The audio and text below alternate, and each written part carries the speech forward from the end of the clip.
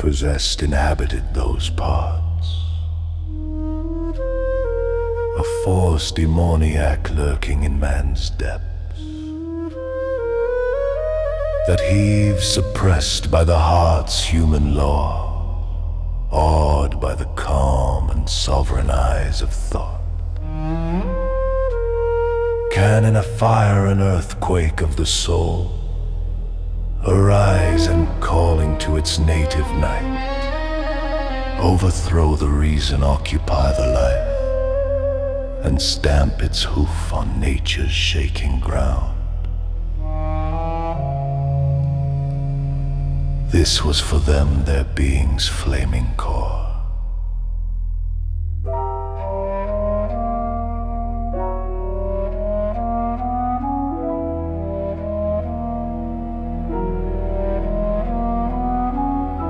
In street and house, in councils and in courts, beings he met who looked like living men, and climbed in speech upon high wings of thought, but harbored all that is subhuman vile, and lower than the lowest reptiles crawl. The reason meant for nearness to the gods, an uplift to heavenly scale by the touch of mind, only enhanced by its enlightening ray, their inborn nature's wry monstrosity.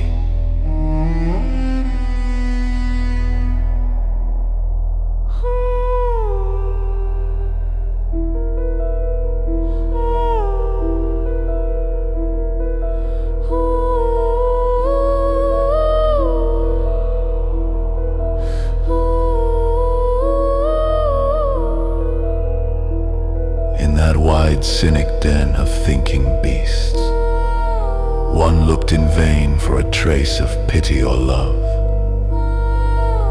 There was no touch of sweetness anywhere, but only force and its acolytes' greed and hate. There was no help for suffering, none to save, none dared resist or speak a noble word. Their wretchedness believed in its own joy, and fear and weakness hugged their abject depths. All that is low and sordid thought it base, all that is drab and poor and miserable, breathed in a lax content its natural air, and felt no yearning of divine release. Arrogant, jibing at more luminous states, the people of the gulfs despise the sun.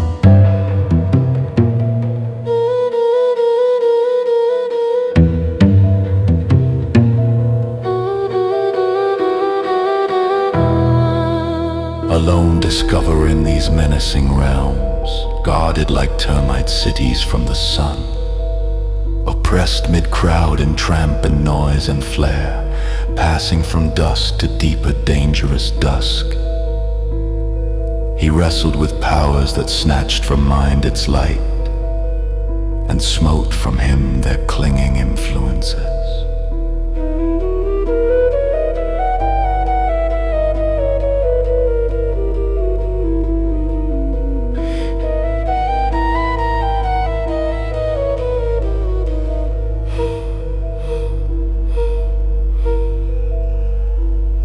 Around him grew a gaunt spiritual blank, a threatening waste, a sinister loneliness that left mind bare to an unseen assault, an empty page on which all that willed could write stark monstrous messages without control.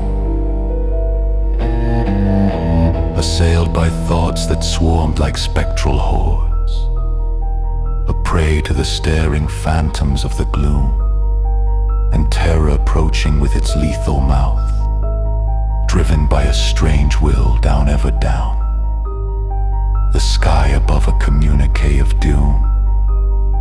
He strove to shield his spirit from despair, but felt the horror of the growing night, and the abyss rising to claim his soul.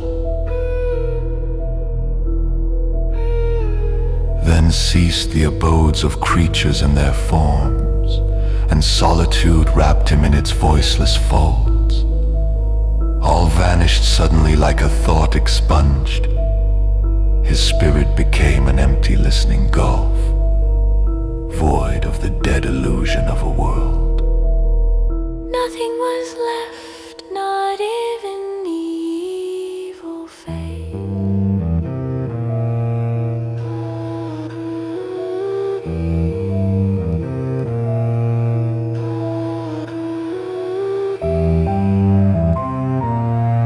He was alone with the gray python night, a dense and nameless nothing conscious mute, which seemed alive but without body or mind, lusted all beings to annihilate, that it might be forever nude and sole. As in a shapeless beast's intangible jaws, gripped, strangled by that lusting viscous blood, attracted to some black and giant mouth, and swallowing throat and a huge belly of doom. His being from its own vision disappeared, drawn towards depths that hungered for its fall. A formless void oppressed his struggling brain. A darkness grim and cold benumbed his flesh. A whispered gray suggestion chilled his heart.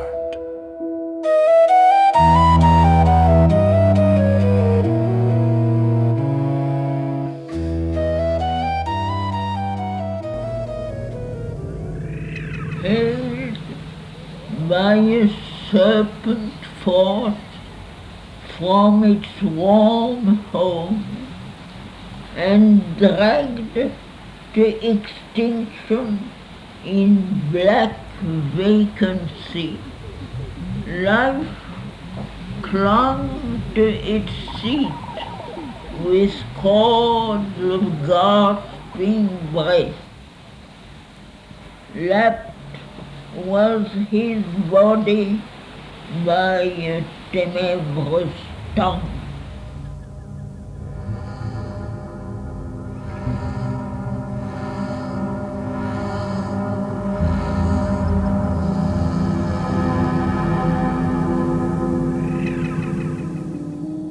There crawled through every tense and aching nerve, leaving behind its poignant quaking trail, a nameless and unutterable fear. As a sea nears a victim bound and still, the approach alarmed his mind, forever dumb, of an implacable eternity, of pain inhuman and intolerable. This he must bear, his hope of heaven estranged. He must ever exist without extinction's peace, in a slow suffering time and tortured space, an anguished nothingness his endless state.